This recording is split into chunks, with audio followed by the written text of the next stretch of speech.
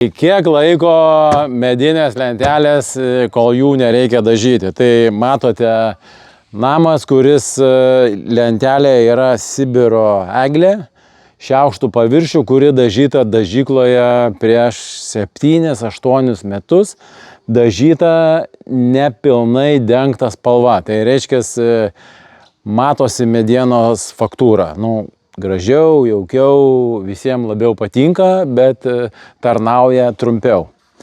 Tai va, praėjo dabar 7-8 metai ir jau matot, kaip jinai atrodo, byra ir jau ją reikia dažyti. Va. Laikas atnaujinti namą. Tai pirštinės būtinai naudojam.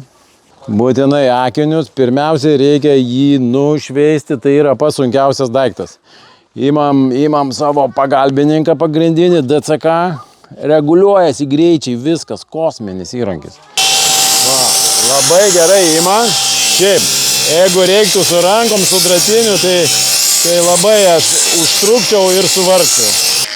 Aš išbandysiu su akumuliatoriniu įrankiu nušveisti visą namą be elektros. Tai va, toks bus išbandymas ir man pačiam įdomu ir jum parodysiu, kaip man sekėsi.